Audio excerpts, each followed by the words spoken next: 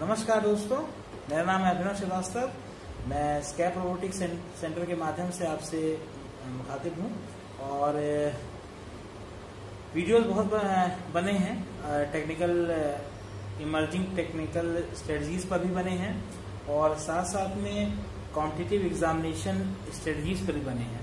देखिए, मेरा एक बहुत सीधा सा फंडा है, बहुत सीधा सा मानना है, और वो ये है कि अगर किसी बच्चे की ग्रोथ करनी है और वो ग्रोथ जो है वो बेसिकली आपका इंटरमीडिएट लेवल से अगर उसके मन में साइंटिफिक टेम्परामेंट डेवलप हो गया तो आगे चल के उसके इस रिसर्च टेम्परामेंट को यूटिलाइज करना हमारे कंट्री के लिए बहुत डिफिकल्ट नहीं रहेगा।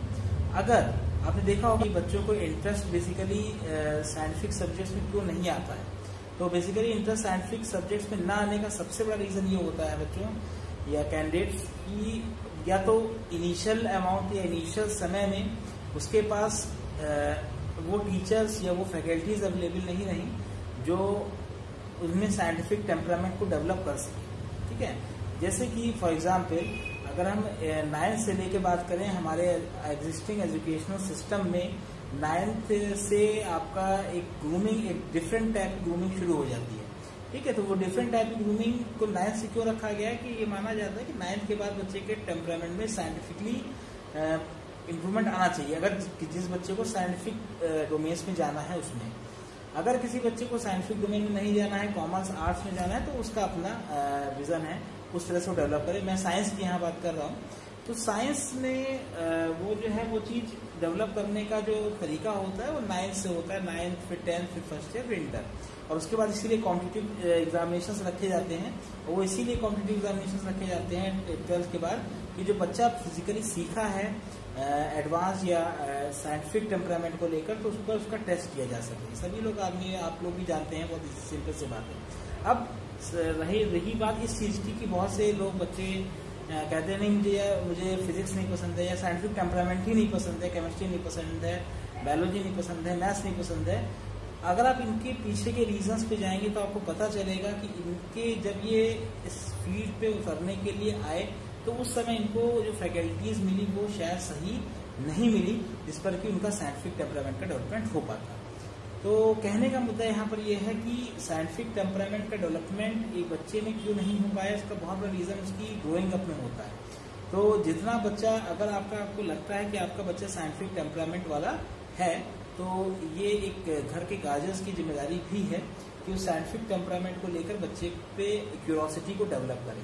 जितना बच्चा क्यूरियस होगा उतना ज्यादा उस चीज के बारे में पढ़ेगा, उसके बारे में जो है जानने की कोशिश करेगा। और उतनी ही जिम्मेदारी उन पेरेंट्स की भी है, साथ साथ में स्कूलिंग एजुकेशन में जो फैकल्टीज है, जो पेरेंट्स बच्चे को हैंड ओवर करते हैं स्कूलिंग एजुकेशन में, तो उतनी ही जिम्मेदारी उन पेरेंट्स की भी है कि वो पेरेंट्स भी जो है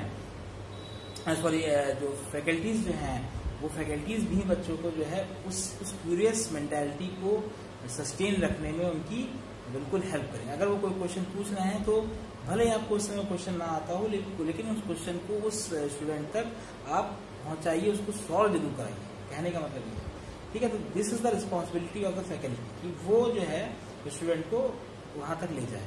अगर उसको क्यूरियस मेंटालिटी उसकी है तो उसकी क्यूरियोसिटी को शांत करने की अगर सोल रिस्पॉन्सिबिलिटी स्कूलिंग एजुकेशन में अगर किसी की है तो वो फैकल्टी की है। क्योंकि अगर पेरेंट्स इतने एफिशिएंट होते तो क्या बच्चे को स्कूल इस साइंस स्ट्रीम में आपके पास क्यों भेजते? आपके सोचने के लिए ये एक बहुत बड़ा मुद्दा है। तो ये सोचकर आप जो है बच्चे को उसकी क्यूरियोसिटी को शांत करिए। अगर ऐसी कोई फैकल्टी आती है जो उस क्यूरियोसिटी को मार देती है या कुछ ऐसे सर्कमस्टांसेस क्रिएट कर देती है कि बच्चा जो है वो नहीं सीख पा रहा है, इस केस में क्या करता है बच्चा उस चीज को मन में दबा लेता है। तो वो जब दबा लेता है तो फिर होता क्या है कि हमेशा के लिए वो चीज उसकी एक विघ्न बन के उसके सामने आ जाती है। हमेशा के लिए उसका वो चीज जो है वो एक हर्डल बन जाता है, उससे डरने लग जाता है वो बच्चा। तो ग्रूमिंग जो है वो 9th और 10th से ही बेसिकली ज्यादा एम्फेसाइज करने की जरूरत है। 9th के ऑनवर्ड्स में, तभी इंटरमीडिएट के फर्स्ट ईयर इंटरमीडिएट का सिलेबस आता है आपके इंजीनियरिंग एंट्रेंस एग्जामिनेशन में या मेडिकल में, चाहे पीसीएम की बात कर लीजिए चाहे पीसीबी की बात कर लीजिए। तो मेरा यहाँ कहने का मुद्दा, ये वीडियो बनाने का मुद्दा सिर्फ इतना सा था कि ये बार बार मैं ये बात को कन्विंस करके मैं कहता हूँ, हर वीडियो में कहता हूँ तो मैं ये बात जो है एक मतलब पेरेंट्स में, फैकल्टीज में और बच्चे के मन में खुद में भी ये बात को पेनिट्रेट कर लेनी चाहिए। ठीक है, ये मैं मतलब इसके लिए काफ़ी प्रयासरत हूँ और मैं चाहता भी यही चीज़। तो बीइंग अ एजुकेशनल मेंटर, क्योंकि मैं इस फील्ड में तकरीबन 12 साल से हो गया है मुझे, और मैंने जो इंडियन स्टूडेंट्स में जो मेंटालिटी देखी और ऐसे जितने बच्चों को मैंने जो है उठाया है, या मान के चलिए कि यही बात है कि बच्चा जानना चाह रहा है, लेकिन जिस समय उसको जानने की आवश्यकता थी, जिस समय बच्चे को जानना चाहिए था, उस समय किसी न किसी ने उसकी मेंटालिटी को दबा दिया उस चीज़ को। देखा था ना, फैकल्टी अच्छी नहीं मिली, ना फिजिक्स की, कभी किसी की फिजिक्स नहीं अच्छी मिली, किसी की मैथ्स की नहीं मिली, किसी की केमिस्ट्री की नहीं मिली, किसी की बायोलॉजी की नहीं मिली। जिसकी नहीं मिलती है वो बंदा, जिस स्टेट की नहीं अच्छी फैकल्टी मिलती है, उसमें बच्चा जो है वो थोड़ा सा डाउन हो जाता है, फिर उसको पढ़ना छोड़ देता है, उससे इंटरेस्ट खत्म हो जाता है। ये तो रही बात आपके स्कूलिंग एजुकेशन की। उसके बाद अब उसके बाद की बात, आज जो मेरा वीडियो है वो ट्यूटोरियल जो मेरा है वो बेसिकली इंजीनियरिंग स्टूडेंट्स के लिए है। कुछ 2-3 सवाल मैं आपको उसमें करवाऊंगा और आप खुद से इसको टेस्ट करिएगा कि आपने क्या, अगर ये प्रॉब्लम क्या आपने अपने इंजीनियरिंग करिकुलम में सॉल्व की है, और अगर की है तो मुझे कमेंट बॉक्स में लिख के जरूर बताइएगा। इस तरह की कुछ प्रॉब्लम्स ऐसी हैं कि जो इंजीनियरिंग करिकुलम में कोर्स की दौड़ में, या कह सकते हैं कोर्स को कवर अप करने के चक्कर में, सेमेस्टर को खत्म करने के चक्कर में रियल इंजीनियरिंग हमारी खो गई है। हम रियल इंजीनियरिंग की तरफ कभी सोच ही नहीं पाए। आपको अगर कंप्यूटर साइंस की बात करें तो कंप्यूटर साइंस का हर एक इंजीनियरिंग का पेपर ऐसा बन सकता है, ऐसा न्यूमेरिकली बन सकता है। जैसे कि अगर कंप्यूटर साइंस इंजीनियर्स के एस्पायरेंट्स इसको देख रहे हों तो आपको पता होगा कि एक सॉफ्टवेयर इंजीनियरिंग जैसा सब्जेक्ट है, उसमें इतने न्यूमेरिकल्स हो सकते हैं कि that need to be known to you during engineering examination. कि आपके इंजीनियरिंग के सेमेस्टर एग्जामिनेशन उसको पढ़ाया जाना चाहिए, लेकिन लोग थ्योरी पढ़ा के छोड़ देते हैं। तो मेरा एम्फेसिस यही चीज़ आपका इलेक्ट्रॉनिक्स में भी है, मैकेनिकल में भी है, और इलेक्ट्रॉनिक्स इंस्ट्रूमेंटेशन में भी है, पावर सिस्टम्स इंजीनियरिंग में भी है। ठीक है, तो रियल इंजीनियरिंग इस सब आपको रियल इंजीनियरिंग का एहसास कराया ही नहीं जाता, ऊपर ऊपर से सरफेस पे आपको पढ़ाकर उसको छोड़ दिया जाता है।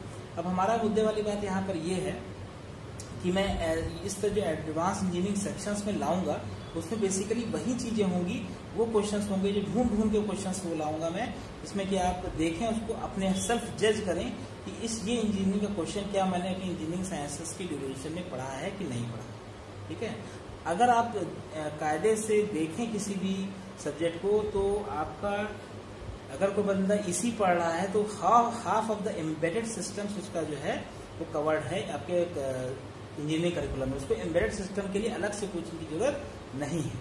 ठीक है, अपना सिलेबस उठा के देखिए, एम्बेडेड सिस्टम के सिलेबस से मैच करिए, वही DSP digital signal processing DSP हो गया, बीसीएस हो गया, डायरेक्ट टेक्नोलॉजीज हो गई, ये सब कुछ उसमें वैसे ही है। बस आपको क्या करना है, थोड़ी सी मिक्सिंग करनी है उसमें और सब्जेक्ट्स की या और डोमेन्स की, किन डोमेन्स को हम साथ में लेके मिला के चल सकते हैं इसमें, जिससे कि आपका कोई प्रोडक्ट डेवलपमेंट की तरफ हम आगे बढ़ सके। ठीक है, तो कहने का मतलब ये है कि बहुत चीज, तो मैं ये जो प्रॉब्लम्स आपको कराऊंगा एडवांस इंजीनियरिंग सेक्शन जो आज का सेक्शन है हमारा, उस सेक्शन में कुछ ऐसे ही प्रॉब्लम्स मैं करवाऊंगा। मुश्किल से 2 प्रॉब्लम है मेरे पास, उन 2 प्रॉब्लम्स का भी स्टार्टिंग में मैं इसको लाया हूँ, आगे आपका सपोर्ट मिला तो आगे भी इसको लाऊंगा। तो इसमें आप क्या करोगे, आपको करना क्या है कि आपको इसके सेक्शंस को देखना है, फिर देखना क्या है मैंने ये चीज़ अपनी उसमें पढ़ी है, अपने करिकुलम में पढ़ी है, या मुझे पढ़नी चाहिए थी, उससे हमारे आप स्टैंडर्ड का अंदाजा बखूबी लगा लेंगे। ठीक है, तो दिस इज अवर छोटा सा प्रयास है हमारा, उस प्रयास में आप सपोर्ट करिए। और मैं शुरू से कह रहा हूँ कि हमारी जो जितने वीडियोस हैं, जितने वीडियो लेक्चर्स हैं, ओपनली अवेलेबल हैं आपके यूट्यूब प्लेटफॉर्म पे। कोई भी बच्चा उसके क्वेश्चंस को देख सकता है, उनके सॉल्यूशंस को देख सकता है।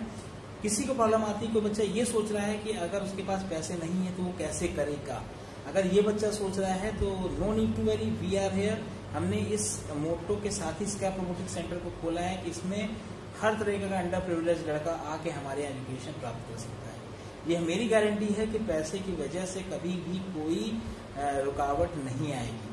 ठीक है, तो ये we are doing this work as a subsidiary work कर रहे हैं, जिससे कि बच्चे को लेकर हम बच्चे पे डिपेंडेंट ना रहे हैं, उसकी फीस पे डिपेंडेंट ना रहे हैं, जिससे कि बच्चे का ग्रूमिंग जो है वो पैसे की वजह से ना हो। तो दिस इज अवर सोल मोटो। इसी के साथ जो है चलते हैं वीडियो लेक्चर की तरफ, और कुछ 2 वीडियो जो लेक्चर्स आपके जो 2 क्वेश्चंस मैंने आपके लिए फॉर्मुलेट किए हैं, वो क्वेश्चंस आप देखते हैं आप उसको जज करिएगा, सेल्फ जज करिएगा कि क्या आपको ये चीज़ आती है।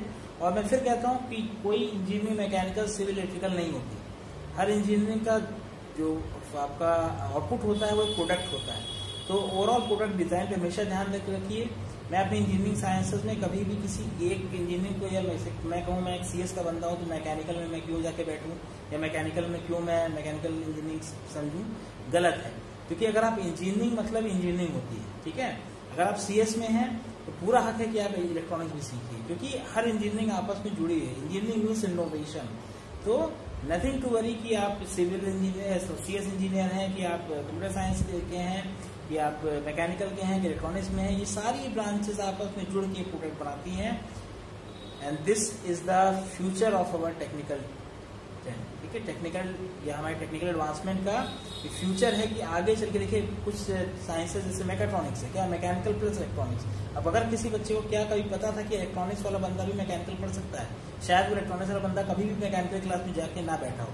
लेकिन जब प्रोडक्ट डेवलपमेंट की बात आई तो आखिर इस तरह की इंटरडिसिप्लिनरी ब्रांचेस को बढ़ावा, आगे इसको देना बढ़ावा हमारी मजबूरी भी होगी कि प्रोडक्ट डेवलपमेंट में अभी तक अगर हमने वर्क किया तो केवल 2 या 3% वर्क किया है। अगर पूरे ऑल ओवर इंडिया की बात करें तो उसको हमारे अपने कंट्री में टेक्निकल एडवांसमेंट्स करने के लिए आज नहीं तो कल, मैं फिर कह रहा हूँ आपसे, आज नहीं तो कल हमें अपनी ब्रांचेस को मिला के प्रोडक्ट डेवलपमेंट पे ध्यान देना ही पड़ेगा। जैसे मैकेट्रॉनिक्स बनी है, जैसे कि इंडस्ट्रियल ऑटोमेशन बना है, जैसे कि रोबोटिक्स बनी है, वैसे और ब्रांचेस अभी आगे चल के समय में आएंगी। जैसे आपने देखा होगा एक ब्रांच है electrical and electronics. Electrical and electronics क्यों बनी? इलेक्ट्रिकल इलेक्ट्रॉनिक्स को मिला के बनी, क्योंकि आखिर हम जा रहे हैं प्रोडक्ट डेवलपमेंट की तरफ जा रहे हैं। तो this is my simple message to all the technical aspirants. इस देश के लिए कुछ करना है, आपको कुछ बनाना है, तो इंटरडिसिप्लिनरी एजुकेशन की तरफ मोर फोकस रखिए, ठीक है। This is my humble request और टू ऑल टेक्निकल एस्पायरेंट्स। देखते हैं आगे क्वेश्चंस, ये वो क्वेश्चंस क्या है, हमको सॉल्व करते हैं। चलिए, मेरा नाम अभिनव श्रीवास्तव है और स्कैप रोबोटिक्स सेंटर के अंदर है, कॉन्टैक्ट इन्फो दिया हुआ है एज यूजुअल, ठीक है। तो हम बात करते हैं, आज हमारे टॉपिक लेके मैं आया हूँ, वो टॉपिक है एडवांस्ड इंजीनियरिंग ट्यूटोरियल का। कहने का मतलब ये है कि इसमें क्या है कि आपका वो साइंसेस के बारे में थोड़ा डिस्कशन हम करेंगे जो साइंसेस इंजीनियरिंग के ड्यूरेशन में पढ़ाई जाती है। जो साइंसेस आप इंजीनियरिंग के डोमेन में एक बार चले गए और उस डोमेन में वो साइंसेस जो आपको देखनी है। तो जैसा कि अभी पिछले सेक्शन में मैंने बोला कि हम वो डिस्कस कर रहे हैं वुमेन साइंसेस के बारे में। 2 क्वेश्चंस हैं, वो क्वेश्चंस इस तरह से हैं कि पहला 2 क्वेश्चन यहाँ ले चलते हैं। This is the first question. 100 kilometre long cable runs at a T1 data speed. T1 is a standard data speed या डेटा रेट मॉड्यूल, ठीक है। The propagation speed in a cable is 2/3 of the speed of the light. How many bits fit in the cable? Question देख लेते हैं। एक 100 kilometre का लंबा cable है जो T1 डेटा स्पीड पे चलता है। अभी T1 डेटा स्पीड क्या होगी? तो इसका स्टैंडर्ड होता है 1.544 मेगाबिट्स पर सेकेंड। या इसको कन्वर्ट कर दे 1.544 × 10⁶ बिट्स पर सेकेंड, ठीक है। ये T1 डेटा स्पीड का स्टैंडर्ड है। Propagation speed in the cable is 2/3 of the speed of light. तो हम ऐसे कह सकते हैं प्रोपगेशन स्पीड इन केबल कितनी है? 2/3 × 3 × 10⁸ मीटर पर सेकेंड। याद करिए दिस इज C होता था, ठीक है। तो 3 कट गया कितना? 2 × 10⁸ मीटर पर सेकेंड, ठीक है। ये क्या हो गया? Propagation speed of a signal in this cable, ठीक है। कौन सा? जो T1 डेटा रेट स्पीड पे रन करता है। Length of the 100 metre length ली है, ठीक है। 100 kilometre length of the cable कितना है? 100 किलोमीटर, मतलब 100 × 10⁻³ मीटर, मतलब 10⁵ मीटर, ठीक है। अब इम्पोर्टेंट बात क्या है कि कितने बिट्स फिट होंगे केबल में, मतलब केबल में कितने बिट्स जाएंगे एक बार में। तो ये ऐसा कर लेते हैं, देखिए यहां से हम एक डिडक्शन निकाल सकते हैं। वी हैव डिडक्शंस यहाँ पर। तो डिडक्शन से पहला डिडक्शन क्या है कि डेटा स्पीड में 1 सेकेंड में, इन 1 सेकेंड बिट्स ट्रांसफर कितनी है? 1.544 × 10⁶ बिट्स। ठीक है, 1 सेकंड में इतनी ट्रांसफर होती है। साथ ही क्या है कि 1 सेकंड में कितना मीटर ट्रांसफर होता है, 1 सेकंड, इन 1 सेकंड डिस्टेंस ट्रेवल्ड कितनी होगी, by the signal in the cable. Cable में कितना है स्पीड, 10⁸ मीटर पर सेकेंड, मतलब 1 सेकंड में कितनी होगी, 2×10⁸ मीटर्स। अब बहुत इजी है, 1 सेकंड में ये इतने बिट्स ट्रांसफर होंगे और इसी 1 सेकंड में इतने मीटर्स ट्रांसफर होगी। इसका मतलब इन दोनों डायरेक्शन से हम ये एज्यूम कर सकते हैं कि ये मान सकते हैं कि 2×10⁸ मीटर्स ट्रेवल करने के लिए जो आपका कितनी बिट्स ट्रांसफर हुई, 1.44 × 10⁶ बिट्स ट्रांसफर्ड हुई। ठीक है, इतने मीटर्स में इतनी बिट्स ट्रांसफर्ड हुई, तो 10⁵ मीटर में कितनी बिट ट्रांसफर होगी भाई, ये हमें 10⁵ निकालना है, 100 किलोमीटर लॉन्ग केबल में रन करना है, 10⁵ मीटर में निकालना है, तो क्या है 10⁵ into 1.544 × 10⁶ by 2 × 10⁸ इतनी बिट्स ट्रांसफर्ड होंगी और यही आपका आंसर आएगा। This is the solution. तो देखिए इंपॉर्टेंट बात यहाँ पर क्या है कि कितना ज्यादा इसका सॉल्यूशन कितना इजी है। इसमें हमें कोई भी अपना बैकग्राउंड के टर्म्स में हमें कोई भी चीज पता होने की जरूरत नहीं है, डिस्पाइट कि हाँ गिवन डेटा स्पीड की वैल्यू पता होनी चाहिए कितनी होती है। दिस इज द थिंग, इतनी सी इंफॉर्मेशन को अगर आपके पास है तो बाकी आपको सिर्फ बेसिक लॉजिक से ही क्वेश्चन सॉल्व हो जाएगा। ठीक है, इस तरह के क्वेश्चंस गेट में या आईएएस में, इंजीनियरिंग सर्विसेज में या इस तरह की टेक्निकल एग्जामिनेशन में बहुत आते हैं। ठीक है, तो कहने का मतलब है, तो आप इसको थोड़ा सा देख लीजिए, केवल सिंपल कैलकुलेशन है। हमने मीटर पर सेकंड में मतलब 1 सेकंड में इतने मीटर, ठीक है, इतने बिट्स पर सेकंड मतलब 1 बिट सेकंड में इतने बिट्स। तो बेसिक आपका से कहते हैं कि एक वो लगाया है, 2 रुपए में 5 टॉफी, तो 5 में कितनी टॉफी, बस इस तरह का इसमें से निकल आएगा। तो बड़ी बड़ी चीजें जो बनती हैं वो छोटी चीजों को देख के बनती हैं, कोई अलग से नहीं आ जाती। तो उन्हीं मॉड्यूल पे अगर आप ऐसे ही क्वेश्चन को सिर्फ पढ़ेंगे तो क्वेश्चन देखने में बहुत टाइडी लगेगा कि कितने बिट्स की फिट इन द केबल, तो बड़ा क्वेश्चन लग रहा है, लेकिन निकला कितना सोल्यूशन। हो सकता है बहुत लोगों को पता हो ये चीज, लेकिन एक थोड़ा सा रिविजन क्लास में करा दिया, आपको चेक करना पड़ेगा क्या आपने ये सब चीजें की है। ठीक है, नेक्स्ट ये थोड़ा सा इंपॉर्टेंट है, given an error free 64 kbps satellite channel which is used to send 512 byte data frames in one direction with a very short acknowledgement. ठीक है, coming back the other way. What will be the maximum throughput for the window size of 7? Maximum throughput का मतलब क्या हो गया? What is the meaning of maximum throughut? Window size, ये दो चीजें क्या चीज है? विंडो साइज मतलब आपने पढ़ा होगा 2 तरह की विंडो होती हैं किसी भी कम्युनिकेशन चैनल में। अगर हम कम्युनिकेशन की बात करें तो कम्युनिकेशन चैनल में आपने पढ़ी होंगी, अगर नहीं पढ़ी है तो आपको पढ़ना है इस चीज को। एक होती है कंजेशन विंडो और एक होती है रिसीवर विंडो। ठीक है, इसमें कि ये विंडो क्या होती है, फ्लो कंट्रोल के काम में आती है। ठीक है, तो आपको पढ़ना पड़ेगा। मतलब विंडो का सीरियस मतलब है कि बफर स्टोरेज टाइप का होता है, कितना अच्छी यूनिट्स में होता है। इसमें आपको थ्रूपुट की जो थ्रूपुट का मतलब एफिशिएंसी से है यहाँ पर, अगर उसको 100 से मल्टीप्लाई करेंगे तो एफिशिएंसी निकल आएगी। ठीक है, तो क्या दिया है, टाइम फॉर ट्रांसमिशन, ऐसा करें टाइम फॉर ट्रांसमिटिंग 1 फ्रेम निकाल लें। ठीक है, इसको टीएफ नाम दे देते हैं। टाइम फॉर ट्रांसमिटिंग 1 फ्रेम जो होता है वो होता है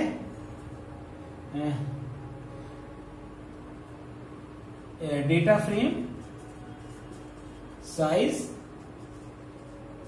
अपॉन बिट रेट। ठीक है, time for transmitting 1 frame, so TF कहते हैं data frame size upon bit rate. और डेटा फ्रेम साइज कितना दिया है, 512 बाइट। इसको आपको कन्वर्ट करना पड़ेगा बिट में, ये बिट्स में हो जाएगा। ठीक है, अपॉन बिट रेट कितना दिया है, 64 kbps दिया है। kbps मतलब कितनी होती है भाई, 10⁻3। ठीक है, 64 × 10⁻3 ये आपका बिट्स में है, बिट्स पर सेकेंड। ठीक है, ये बिट्स पर सेकंड, ठीक है। तो यहाँ पे दिस इज थिंग टीएफ निकल आया। एक फॉर्मूला होता है मैक्सिमम थ्रूपुट के लिए, मैक्सिमम थ्रूपुट ईटा कहते हैं इसको, ये होता है W/1+2 इंटू क्या है TP/TF, ठीक है। This is the formula. इसमें क्या है, W is the window size, TP is the propagation delay and TF is the this is time for transmitting one frame, transmitting one frame, ठीक है। This is formula. TP क्या होता है, for इसमें देख लीजिए, यहाँ छोटा सा लिख लेते हैं, propagation delay in satellite communication 270 Mbps माना जाता है। मतलब क्या हो गया, 270 × 10⁻³ सेकेंड्स, ठीक है। ये पॉइंट भी आपका रिमेंबर में आएगा, ठीक है। तो आपको फ्री विंडो साइज पता है, विंडो साइज कितना है, 7 दिया हुआ है, और क्या है टीपी आपको 270 मिलीसेकंड दिया है, और आपको टीएफ आप निकालेंगे। तो इस फॉर्मूले से, मैक्सिमम थ्रूपुट के इस फॉर्मूले से आपका कितना एफिशिएंसी, अगर इसको 100 से मल्टीप्लाई कर देंगे, इस चीज को अगर 100 से मल्टीप्लाई कर देंगे, तो अगर हम 100 से मल्टीप्लाई कर देंगे तो ये परसेंटेज में आ जाएगा, ठीक है। तो एफिशिएंसी का मतलब क्या हुआ, एफिशिएंसी का मतलब हुआ कि कोई भी चीज कितनी फ्रूटफुल साबित हो रही है। तो यहाँ पर इंपॉर्टेंट बात क्या है कि एक error free 24 kbps satellite channel दिया हुआ था, 512 बाइट का डेटा फ्रेम उसमें सेंड करना था हमें। निकालने का एक फॉर्मूला होता है eta = W window size 1+2 into propagation delay upon time taken for one data frame transfer, या time for transmitting one frame, जो कि data frame size upon bit rate होता है, ठीक है। डेटा फ्रेम साइज आपका 512, बिट रेट 64 kbps, तो convert कर लिया आपने अपने अपने एमकेएस सिस्टम्स में। उसका फॉर्मूला है T propagation delay for satellite communication 270 millisecond होता है, जिसको आप सेकंड में कन्वर्ट कर लोगे। तो ये क्वेश्चन फिर भी थोड़ा सा एक स्पेसिफिक इसके लिए है कि आपको फॉर्मुलेशंस पता होने चाहिए। तो लेकिन ये इस तरह क्वेश्चन जो मैंने पहले करा है, ये तो बहुत सिंपल क्वेश्चन, सिंपल आपका यूनिटरी मेथड से भी क्वेश्चन हो सकते हैं। तो इन क्वेश्चन को आपने देखिएगा अपने बीटेक करिकुलम में, क्या आपने किए हैं कि नहीं किए हैं, और डेफिनेटली ये क्वेश्चंस आपके कॉम्पिटिटिव लेवल एग्जामिनेशंस में, एडवांस इंजीनियरिंग की कॉम्पिटिटिव लेवल एग्जामिनेशंस में, जैसे गेट हो गया या आपका आईएएस हो गया, इनमें इस तरह के क्वेश्चंस पूछे जाते हैं, ठीक है। तो हमें उस तरह से बढ़ना है क्यूरियोसिटी के साथ कि क्या है। अगर ये क्वेश्चंस में कोई प्रॉब्लम है या कुछ और फर्दर जानना चाहते हैं, तो मुझे आप व्हाट्सएप पे मेरे नंबर पे मुझे कॉल कर सकते हैं, और इसके और चीजें इसके बारे में और थोड़ा सा हम पूछ सकते हैं। कि हम यहाँ पे ये मान के चल रहे हैं कि आप लोग जो है पहले से कुछ ना कुछ इसके बारे में इन्फॉर्मेशन, की एडवांस इंजीनियरिंग है, मतलब बेसिक इंजीनियरिंग साइंसेस आपने पढ़ रखी है, मैं सिर्फ उसके बारे में एक थोड़ा सा जागरूक बना रहा हूँ आपको, कि आप जो है इस चीज को कन्वे करें, इस चीज को देखें एक बार, ठीक है।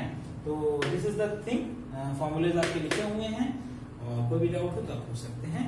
तो आज का मेरा ये सेक्शन था एडवांस इंजीनियरिंग साइंसेस का, वो इसके वही चीज डिस्कस करने का था कि आप लोग जो है बेसिक साइंसेस को रिसर्च की तरफ किस तरह से मोड़ेंगे और किस तरह से जाएंगे, ठीक है।